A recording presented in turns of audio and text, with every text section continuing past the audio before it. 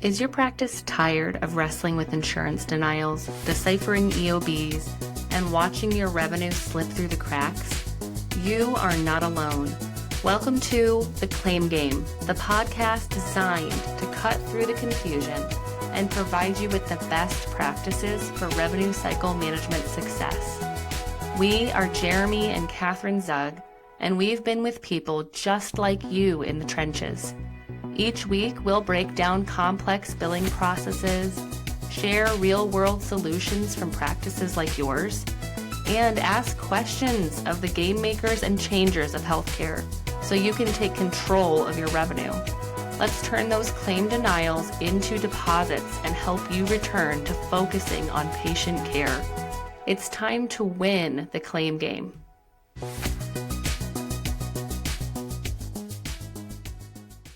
Welcome back to the Claim Game, everyone. As a reminder, every so often we like to take a strategic pause to get a behind-the-scenes look at the very game we're playing in healthcare by talking to the game designers, the game architects, or the game changers, right? We're going to consult these folks to get invaluable insights into the design and development of the healthcare landscape. By interviewing the architects of this complex system, the payers, regulators, key players in the industry, we can gain a deeper understanding of the rules and the nuances of the game of healthcare, the game of revenue cycle management. This knowledge will give you a significant advantage, allowing you to navigate the terrain with greater clarity and to make better, high quality, more informed strategic decisions. So get ready to learn directly from the game makers and enhance your understanding of the claim game. Today's game maker is Uriah Guilford. He's a good friend of mine. He's a licensed therapist and group practice owner.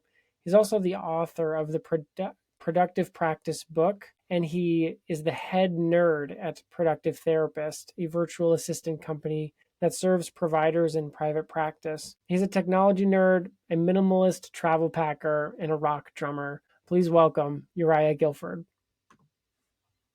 Hey, Uriah, welcome to the Claim Game. Thanks, Jeremy. Great to be here. Yeah, thanks for coming. So you've built a really fascinating career. You and I have talked a lot. You're the head nerd at Productive Therapist. What was the moment you realized how much friction and inefficiency existed in the typical patient registration process? I think it was early on. I started my practice in 2008, and I was actually a part of sort of a group of therapists that operated under a name, but we were all solo practitioners.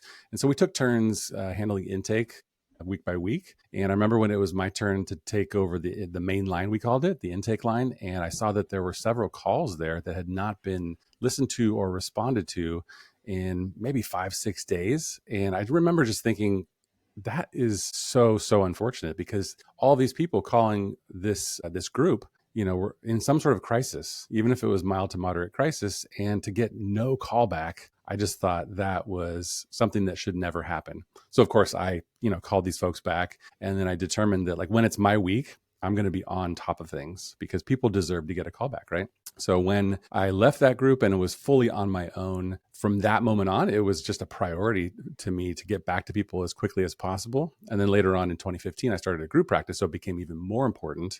And the volume of calls coming in became higher. And for as long as I've been a practicing therapist, and probably before that, there's been this challenge of therapists not being able to return calls and emails to potential clients for way too long.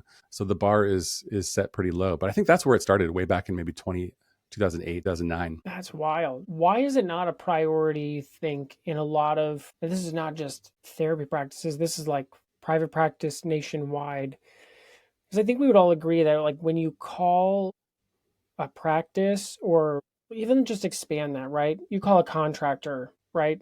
And if they pick up the phone and get you on the schedule, you're way more likely to use them now and in the future, maybe. Depends on how quality their service is, I suppose. But why do you think that priority starts to drip down the list? That's a good question. It's not because therapists don't care, because every single one of us care about what we do and we care about the service that we offer. I think that it's just that a lot of therapists in private practice are very busy. Number one, they're busy seeing clients, so they don't have the time to respond quickly. And then number two, they don't have good systems set up, whether it's using technology or artificial intelligence or any number of other things to actually provide a quick response when they're not available. So I think those are two of the main things. I tell this story in one of my courses about a plumbing emergency that I had one day. And it was actually on a holiday, which was terrible, but I was hanging something above the toilet in my bathroom and I put a screw right through the water pipe. And so, water starts leaking out of my drywall. And I'm like, oh my goodness, this is a proper emergency. So I ended up cutting open the wall and seeing what I had done. There was a pipe right there. I put a screw through it, And so I immediately, pretty quickly got on my phone and started calling local plumbers. It's a holiday, right? So left a message, maybe I think I filled out an online form or something like that. And then I called one guy and he answered the phone and then he talked to me for a few minutes. And then he came to my house the same day, fixed my problem. And I was happy to pay him that money. Obviously, not everybody, not every owner of a business can answer the phone live all the time, but just the level of service, I've always felt like that's the highest level of service, whether it's a solo practice or a group practice. If you can have somebody responded to within 30 to 60 seconds, like that's amazing. It's huge. That's like the highest level of customer service. It's huge. I have a friend who's a real estate developer here in Detroit. And he always says that if contractors wanted to dominate the market here, they have to manage two things, the phone and the calendar. If you can dominate those two things, you can basically control the flow of business in, right? Given your marketing is okay and stuff. I want to back up because I think there's a difference of opinion between you and I. So I'd like to explore this in live color here. When you say patient registration, or when you think about patient registration or intake, what does that process look like? Can you map that out for me? I feel like this is a setup because you haven't told me what we disagree on. Yeah, that's right. It is a setup. Perfect. Okay. So patient registration / intake process. I mean, to me, it's everything that happens from first contact to first session. Okay. Right? So that initial response to the inquiry, however that inquiry comes in, and then there's the sort of sales process, if you will. We don't like to use that word, but there's that initial consultation call or maybe back and forth communication through text or email. And then there's the scheduling of the first appointment, send the forms, complete the forms, and then actually complete the first appointment. So it's kind of everything from, first contact to first session. No, that makes sense. That actually is pretty close to how we see patient intake. We always think that when the patient checks out, and what happens after checkout is like when that gets completed. Because then ideally you have everything you need for like a claim, right? In the billing world, it's all about how do you get the right info for a claim. But it does make sense that like ideally you have all that information by the intake, right? So that makes sense. And when you say checkout, you mean end the session, end the first session, right? End the session, and then they get on the schedule for the next one. Is like when your intake process is like finished. But a lot of practice owners are still relying on manual processes or outdated systems. What do you see in productive therapists as the real cost of those inefficiencies, not just in terms of time, like lost revenue, patient satisfaction, or staff burnout? How do you define the real cost of those inefficiencies? Yeah, there's a lot of downsides to not having good systems or good people to support your practice. I'm just going back in my mind to the early days of my private practice. And I was always so thrilled when a new client would come in and they would compliment me on my use of technology. Yeah, because like I was kind of an early adopter of online scheduling. Now it's like obviously very common, but I used some online scheduling tools that allowed people to schedule that first consultation with me to even talk about what they were going through and what they needed. And then I used EHRs before they were everywhere and widespread. And people were just so impressed with my use of technology. So that's why I'm the head nerd, because I love that stuff. Yeah, but I think like the cost, there's multiple costs, right? So creating less than ideal or maybe a negative client experience is a huge one, because everything that you do for your practice is marketing. Even the way you handle collecting insurance information, checking benefits, and handling that whole insurance process, it's all marketing in the sense that if you give somebody an outstanding experience, they're going to tell somebody, they're going to tell their friends, they're going to maybe write a review. So everything you do is marketing. Even if that person doesn't become a client, but you just help them and give them good referrals, that is beneficial to your business. So creating a negative or a less than stellar client experience. And then the other big one for me is burning out the practice owner or their team, right? So if there's not a good system or there's just not enough support, then someone's going to get burnt out and they're going to either just suffer in silence or they're going to quit or leave. So those are some big costs. Have you seen those in a lot of the practices you've worked with? Just like people burning out and leaving, and all because of the intake process? I would say yes, absolutely. And especially the larger practices, right? Because they've got maybe multiple intake coordinators, multiple folks doing billing. And if you don't orchestrate and like arrange those operational systems well, like it just becomes very inefficient. People get frustrated. People don't know what they're doing or who's doing what, or it just gets very complicated. So if that's not handled well, and there's just a lot of turnover in the intake coordinator position, while that is, in my mind, one of the most important roles in the business, probably right up there with their insurance biller, honestly, right? Well, yeah, The it's well, lifeblood. intake for sure, right? Because that's the opening act to somebody's experience with your practice. And that's why I think when practices launch or a new owner takes over, it's a very high priority. There's a lot of care and concern about that. And then as a practice owner develops or things get busier, they have to worry about taxes and AI and all this stuff. I think it becomes less of a priority. And I think it can quietly become a killer of a practice, right? And then they go, why do I have billing issues? And then we oftentimes, when we do an audit, we look at intake, and you find out when you peel the onion back that what's going on up front is not what you hoped or set up initially. So then you have to renovate that process, right? So that's what we've seen a lot of. But so you're a big early adopter, which I've seen even now, right? Like you love AI tools and new companies and what's going on. But you're also a big advocate for leveraging support, right? So how can having a virtual assistant transform this process to be what it ought to be? Absolutely. So for every solopreneur, whether you're a therapist or any other industry, right? You start out doing all of the things and wearing all of the hats. So you are the marketing department, you are networking and PR, you are accounting, and you're the person that cleans the carpet if there's a carpet, right? So you do all the things. And that's just natural. It's normal, especially as therapists. In our training, we don't get prepared to be business people, and we don't get prepared to be owners of a multi-employee sort of operation. So that is just kind of like what we default to. And so a lot of therapists struggle and they delegate too late and they wait too long to get help. So that's part of the reason why I started, I think actually the main reason why I started Productive Therapist is because I needed to solve my own problem. I'm sure I've told you this story, but I was here in this building where I'm at right now with multiple therapists and handling all the things, wearing all the hats, still seeing about 20 to 23 clients a week and trying to handle the intake role. Yeah, it was insane. Definitely. I mean, that's a lot. Yeah. Right. And the work that we do, the work that I always have done is family therapy with adolescents, right? So we're talking 3 o'clock to 9 o'clock. Sometimes I would leave at like 10 o'clock after everything is wrapped up. It was 10 o'clock at night. At night, PM. Yeah. Yes. And you're rolling into Taco Bell to get a burrito as dinner on your way home, right? Or something. Exactly. It was way too much. So I needed to solve this problem and I ended up hiring a friend. And then as I sort of trained him and got him going in this role, two surprising things happened. One, I thought there's no way that he could have better numbers than me or just do a better job client care at, handling that intake role. Turns out his numbers were actually better. He was bringing more clients in and converting more clients than I was. So I was like, okay, well, that's interesting. And then the second thing that I had sort of an aha moment as I was talking to my friends and colleagues, I realized that other people needed the same thing. So I had a really good friend, we're still friends in San Francisco with an awesome practice, and he needed the same solution. So I was like, well, why couldn't my employee also help my friends? So that's kind of how that started. And then I sort of fell in love with, the idea of having virtual assistant and the idea of having that support. I should say that prior to hiring my first employee in my business, I actually worked with a virtual assistant for 5 years. So I had already been sold on that idea for quite a while. And I thought it was the best thing since sliced bread. I was telling my friends, hey, I have a virtual assistant. And they're like, what is that? I was like, oh, let me tell you. It's so cool. Yeah.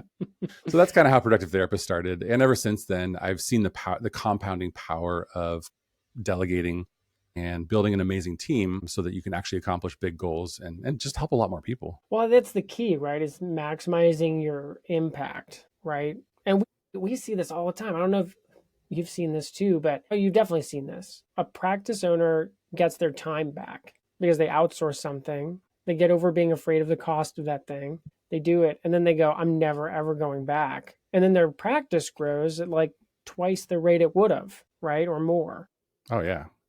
which makes complete sense when you live it. I think before you make that jump, it doesn't make a lot of sense, or it can feel kind of scary. Can you share any like real world examples of how practice you've worked with that's like completely transformed its processes using a virtual assistant? Yeah, the one that comes to mind is a practice in Washington State. And it was a rather large, not large, actually about 15 clinicians or so. And this practice owner had 2 admins working about 50 hours a week. And they had a pretty good influx of inquiries, and they took a number of different insurances, but it just wasn't working. The flow, and the cooperation between those 2 people wasn't really going well. And the owner was spending a lot of money on admin. And so she reached out to us, and my associate got on the phone with her and said, I think we could help you with a lot less hours and a lot less money. So we actually were able to give her one of our sort of veteran virtual assistants who stepped in and with about 20 to 30 hours a month was able to handle all those inquiries, streamline the process, and just like kind of revolutionize their intake process. So I think that's an example that comes to mind. And she was just so thrilled, like she was getting better care for her incoming potential clients and paying less for the service. And it was just all around a win-win. Oh, that's great. No, thanks for sharing that.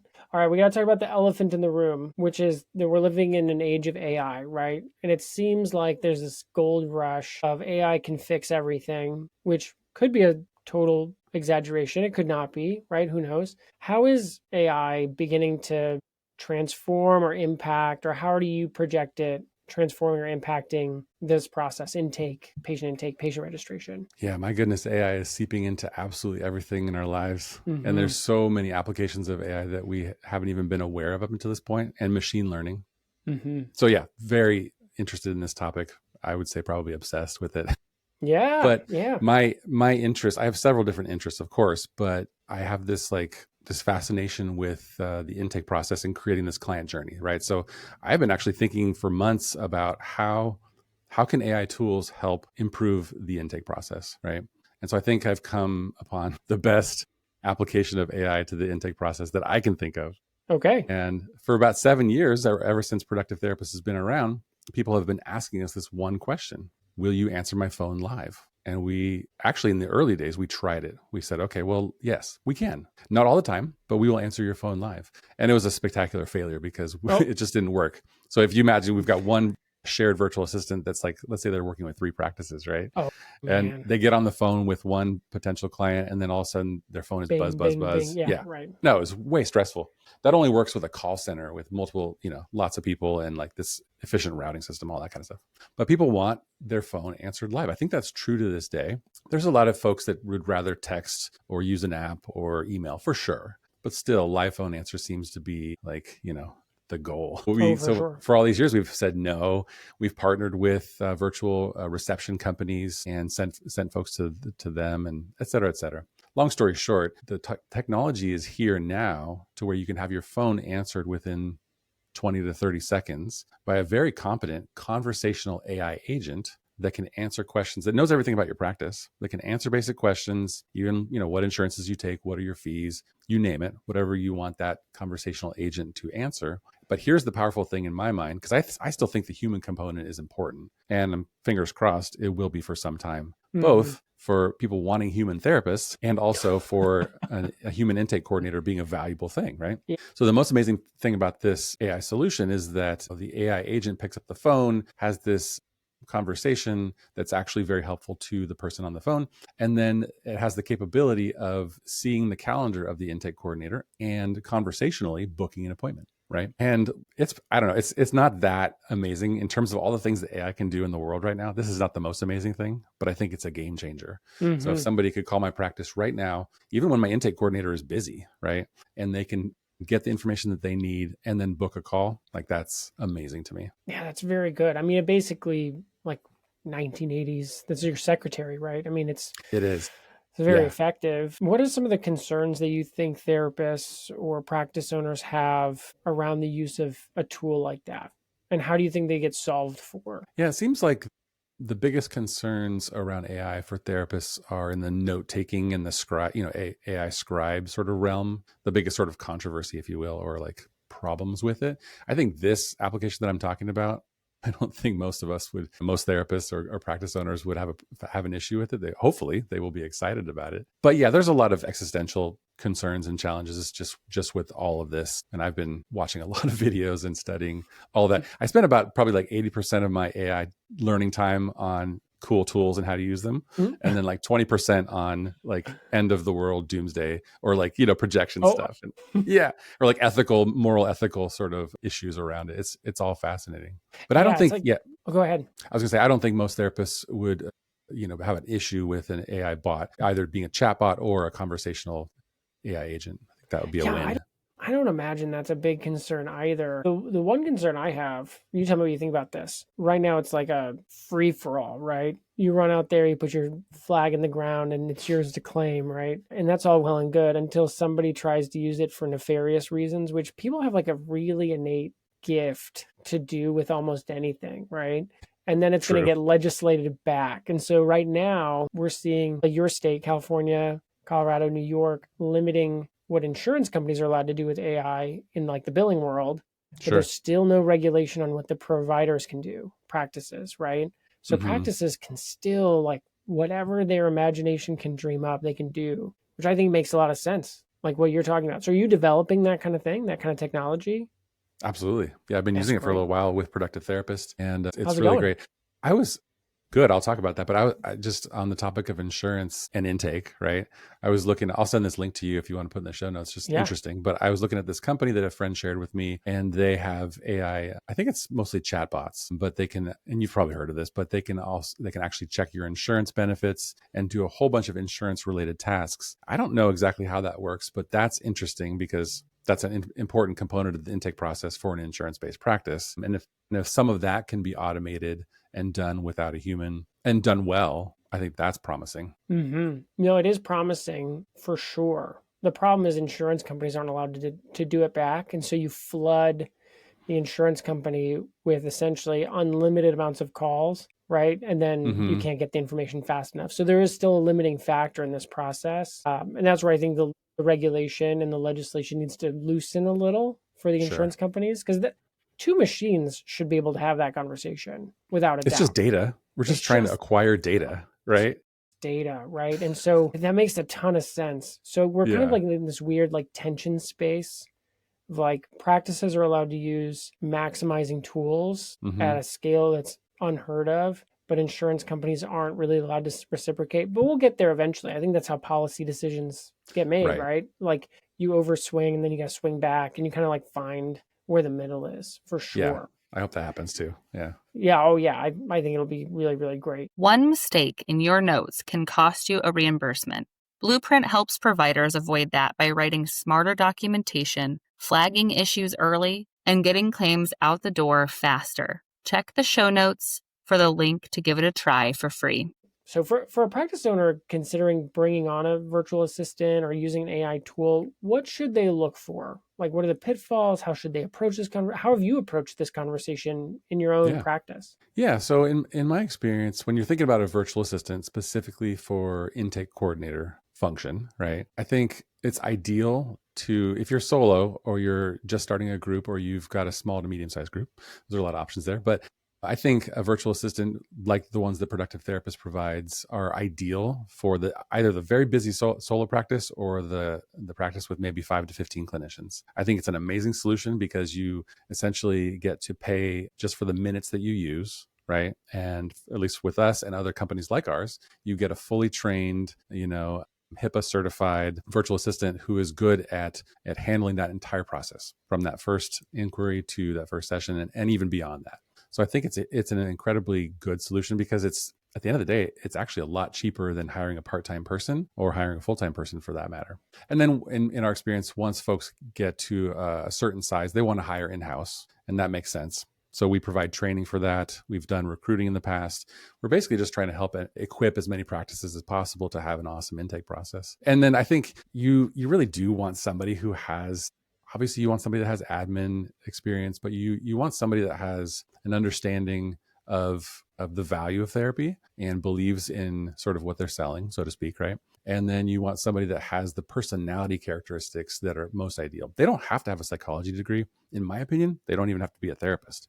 They have to be a warm, compassionate person that can skillfully guide a conversation to the outcome that you want, right? So I think those are the things to look for, whether you're hiring in-house or you're hiring a virtual assistant. For sure. Have you read Good to Great by Jim Collins? I read it a number of years ago. I would like to revisit that book, though. Yeah, it's a great book, but the concept that they talk about in the companies that were great, the first who, then what, is exactly what you're talking about, right? You can't hire just anybody to work in your practice. Like, what if they don't fit your culture, and what if they don't know where the intricacies of a practice are? Like, one of the reasons why we've never touched the intake space, this fascinates me to no end, Uriah. Like, therapists or practice, like providers, clinicians in any specialty will go, this is my schedule. And then you learn very quickly, they go, well, unless they're this kind of patient, right? And then you're like, I don't know what the intricacies are, right? Like, how do I know when you're willing to break your schedule rules around that? How do you handle those kinds of like flexible thoughts from a clinician's perspective? Yeah, I'll be honest with you. That's one of the pain points of our team that they Oh, yeah. experience, especially with the larger practices that have multiple clinicians. Number one, just making sure the clinician's availability is correct so that the scheduling process can run, efficiently and work efficiently. And then understanding the particular preferences of each clinician. It's not that hard of a problem to solve, but it's just a human one, whether it's updating availability or clearly communicating what you do want or don't want. So it's not that hard, but it's a definite pain point for sure. Yeah. And I mean, I've tried to delegate my email and my calendar several times over the years and failed because I'm such a control freak. Yeah. And I have so many preferences that, the way I want things done. So I understand. I'm not, I'm the same. Right. Well, and it's tough because it's like, these are my working hours, except if I have an ideal client that's going to fudge a little north or south of my schedule, it makes sense to do that. Right. And I don't think there's a clinician, I don't know, maybe there are clinicians like this. They're so rigid in their schedule that they're willing to pass on a client or a patient that's a good fit. So maybe that exists in like a hospital system or something, but I don't know if in the private practice space, anybody's really that rigid. Is that a best practice you would say that practices need to implement, is rigidity in that sense? Or are there ways around? I mean, you have to have structure and you have to have boundaries around because in order to design any kind of business operation or workflow, you just need those things. And for the person in the intake role, it could be really frustrating if there's not a decent amount of predictability and consistency. So yeah, for sure. And in my experience, it often just comes down to, well, it's an interpersonal relationship issue, but it comes down to coaching. If it's a group practice. And I was talking to a group practice owner from Iowa yesterday, and she was talking about, accountability and wanting things to happen a certain way. I was like, that's just a human conversation. It's a human application of accountability.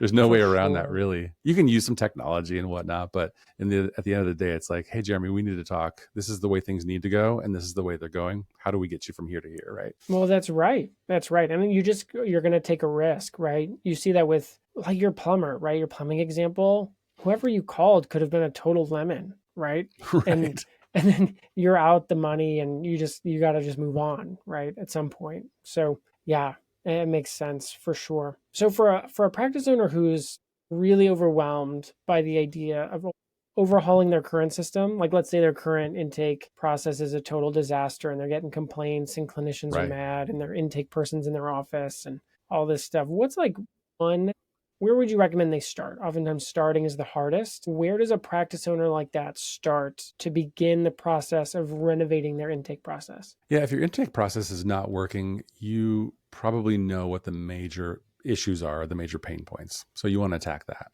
But some of my best advice that I like to give to anyone is to secret shop your own intake process. Because unless unless you're brand new, you haven't gone through it. You haven't seen it from the client's perspective in a long time, or maybe not ever. So go through, and it depends on if you're solo or group, of course, but go through and look at absolutely everything from, your outgoing voicemail message all the way to the login experience of the client portal. So you can do this. You can just create yourself, add yourself to the EHR as a client and then go through everything. Or you could, if you wanted to be a little bit nefarious, you could, call your own practice and be a client, pretend to be a client, or have a friend do it. Right. I think that's helpful because Whoa. you will absolutely find things that you could improve. And I think you know this, but for a little while this year, I've been doing intake audits, right? Where I actually do that myself. I secret shop your intake process That's and wild. tell So you fun. what's awesome and what could be better. It actually is pretty fun. The one little, I don't know if this is valuable to share. Hopefully it is, but I like those small little, like 1 to 2% improvements that make a difference, like the little things. So every email that you send out to a client, whether it's automatic or it's templated, just go look at it and put it into ChatGPT or Claude and say, can you make this friendlier? Can you make this better? Just to like personalize every aspect of the intake process. So that's just a little bit of a takeaway there. Yeah, no, I But appreciate that for sure. yeah, As a small rabbit trail, you're into ChatGPT and Claude. Are those like your two LLMs that you're really into these days? I am mostly using Claude because I found that it's even better for business applications right now. But I do still use both for sure for different things. ChatGPT is currently, as we're talking right now, still way better at creating images. And I use it for a number of different things. Sometimes I use one to feed information to the other one. So Oh, yeah, I've gone deep, Jeremy. I'm way in the deep end of all these things, well, but this is why you're the head nerd, man. I mean, that's this right. is like, I gotta keep that title. that's right. Yeah, you got to earn that title, man. But what do you, can you give me an example of like taking one to feed the other? Yeah, so I will have ChatGPT create prompts that I feed into Claude. I mean, sometimes, well, not to get too into the weeds about this, but sometimes I will give Claude a prompt that takes a little while, whether it's pulling data from my email or my Google Drive or my Google Calendar or coding something or whatever the application might be. And so while Claude is working, I'll go over to ChatGPT and talk to it. Yeah, I don't know. I'm just That's really great. trying to leverage both tools as much as possible. I'll Yeah. tell you one little hack. This is a Mhm. ChatGPT thing that people can use if they want. So you can use the voice chat feature in ChatGPT to do role plays for your intake coordinator. And all you have to do, you can do it on the phone, you can do it on the free plan. You just hit that voice button and then you say, I need to do a role play. I'm the intake coordinator here for XYZ practice. And can you play the role of, for example, a mother calling for therapy for her teenage daughter who has anxiety? And then you could even input information about, we take these insurances or we don't take these insurances, et cetera. And then ChatGPT will have a back and forth intake call with you. And then at the end, you can say, hey, rate my performance. How did I do? What could I do better to increase the likelihood of this person becoming a client? So that is a really fun and practical hack. Oh, that's brilliant. Do you think it works with like really clinical populations, or does it mainly work with like people that are seeking treatment from like just a standard set of diagnoses? Oh no, it would work with any context that you give it. Wow. So like, I mean, that's the amazing thing about AI is that you just tell it who it is. You just give it a role and you give it a function. And then in some ways, you can give it a bunch of context and a bunch of knowledge, and then it will do whatever you want it to do. Yeah. The applications are just limitless. And that's sometimes the overwhelm of like, okay, well, I can do so many things. What are the useful things? That's what I'm trying to hone in on, is like, what is actually helpful to practice owners on a day-to-day basis for the intake process, for business strategy, for financial analysis, et cetera. I mean, yeah, creating videos of cats, Yeah. AI cat videos or whatever. Like, yeah, lots of people want to do that, but I want to figure out how this is going to actually make my day better, smoother, more streamlined, help my practice so that I can hang out with my kids and do fun things in my life. Yeah, and the exciting thing, Uriah, about all these tools is that a lot of current clinicians grew up without it. And so the tool is only as good as the thinker, right? So when you think about a prompt, unless you know how to ask a question or ask a prompt in a way that gets you what you want, you won't get what you want. You'll actually just get a very general bad answer. But if you can use the training that you have and formulate a well-crafted critical thinking prompt, you'll get a very good answer, or you'll get a It's very so good true. tool or a picture or a video. It's only as good as that. And so my long range 30,000 foot view prediction is that as people become more dependent on these tools, actually the quality of the output is going to go down because you won't know how Interesting. to bring in other disciplines or other thoughts into the prompt, right? So, because like somebody like you actually wrote papers in college. Like you did that, right? And on a typewriter in high school.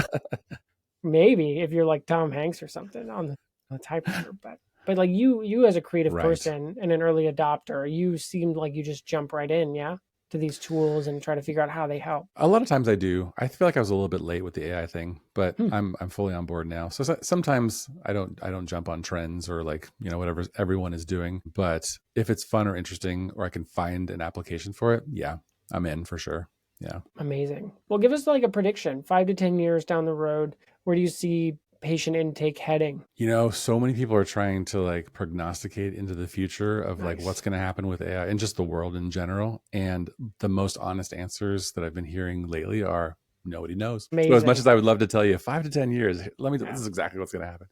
I mean, absolutely. The combination of smart humans with AI tools, those folks are going to accomplish the most. Whether that's a therapist using AI for their marketing and maybe an AI note taker, et cetera, to just help more people and be more efficient and get their practice, the brand awareness of their practice out there.